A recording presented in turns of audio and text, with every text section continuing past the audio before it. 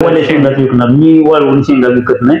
कारण 60 रुपयाने जरी गेली शेंग, 60 रुपये धनलक्ष्मी आहे, 3 दाण्याची शेंगा 60 रुपयाने 100% जाणार आहे. पंढरपूरला आषाढीची वारी असली तर पंढरपूरला जाऊ नका, तुम्ही आळंदीला जावा.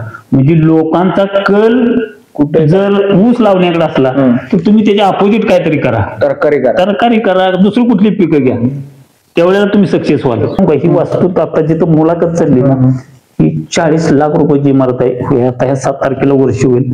एकही रुपया कर्ज न काढता बांधले. माझी आई वाढल्यानंतर कान टोचायचं काम ह्या 2 माणसांनी केलं. त्यामुळे जी आता जे उभा आहे त्यांचा मोठा माझ्या ह्या सगळ्या ह्याला त्या 2 माणसांचा अतिशय मोठा सहभाग आहे. जस्टच एक उदाहरण देतो.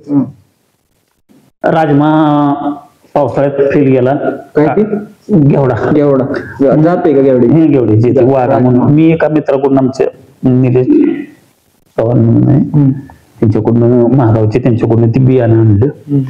3 एकर केलं मी. 1.5 एकर माझं फेल गेलं.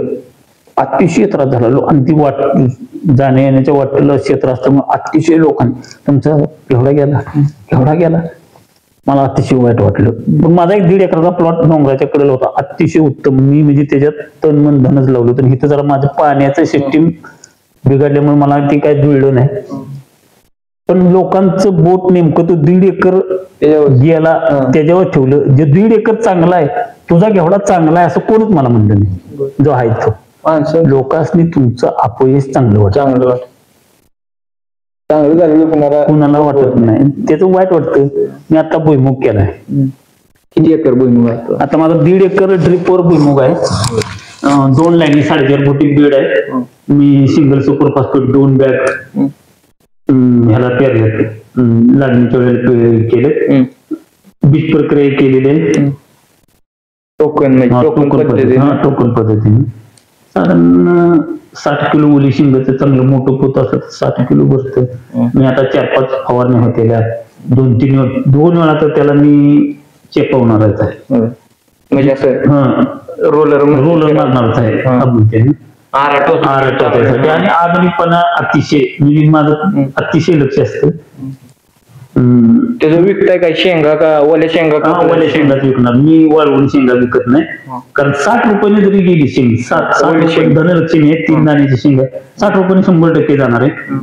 मला 5 ते 6 टन ओल्या शेंगाचं उत्पादन याची शक्यता आहे. अगदी 60 रुपयाने जरी गेलं, वरला 10 रुपये जरी माझा खर्च झाला, 50 रुपयाने जरी पैसे गेले तरी मला 3 ते 3.5 पावणे 4 महिन्यात 3 लाख रुपये मिळणार.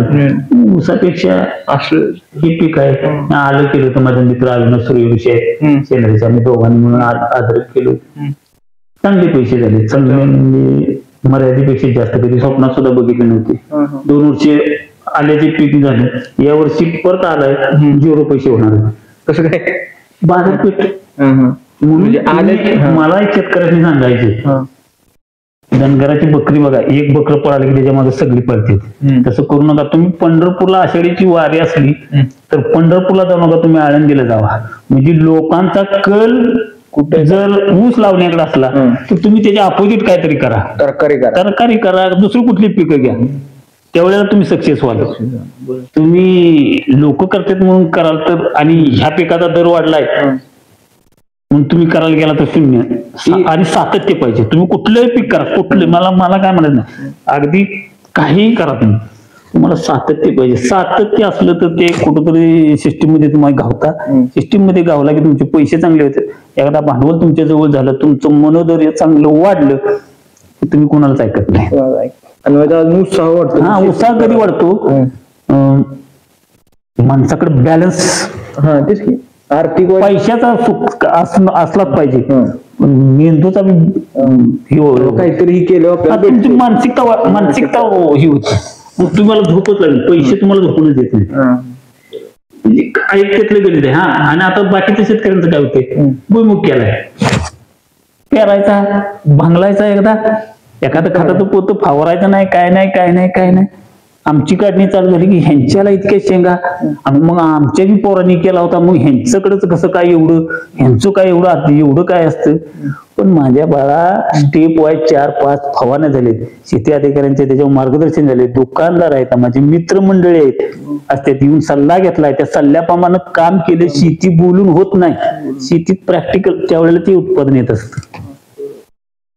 आता तुम्ही एवढं माहिती सांगायला लागला, आता तुम्ही जसं मगाशी म्हणला एवढं तुमचं कमी शिक्षण झालं, मग हे तुम्हाला एवढी माहिती कशी झाली? मुळात मला शेतीचा नादच, म्हणजे एखाद्याला कसं असतं, कुणाला वाहनांचा नाद असतो, कुणाला प्राण्यांचा, गाय बैल यांचा नाद असतो. मला जरा शेतीचा म्हणजे, आणि आपलं पोट, आपलं शिक्षण कमी आहे, मग आपल्याला पोट भरायला आपल्याला पिढीच्यात वडलो शेती आहे, ते शेती आपण आपलं कुटुंब जर पालन पोषण, समाजात किंमत तुम्हाला रामराम घालायची जर, तर शेतीशिवाय पर्याय एकच मला एक कळतं, कष्टाच्या पैशाला आवाज आहे.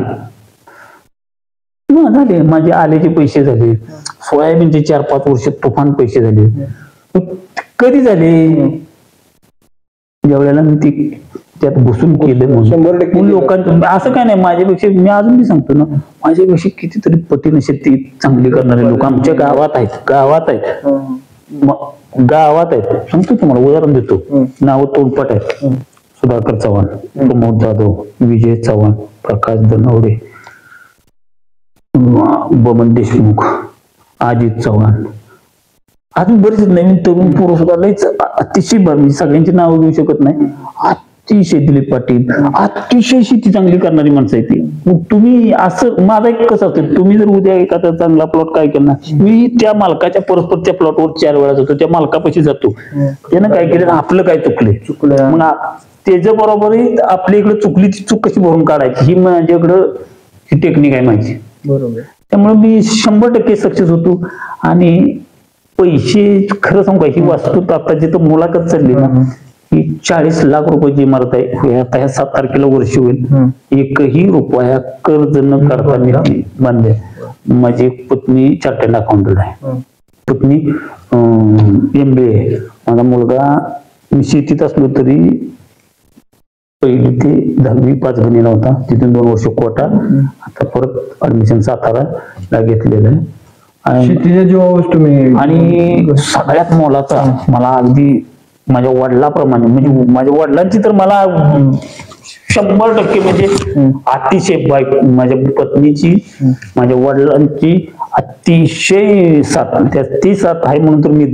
आणि सगळ्यापेक्षा वडिलांच्या बरोबरीनं माझे मित्र हनुमंतराव भोसले, त्यांची मंडळी शोभा भोसले, यांची अतिशय वेळोवेळी योग्य मार्गदर्शन, म्हणजे माझ्या आई वारल्यानंतर कान टोचायचं काम या 2 माणसांनी केलं.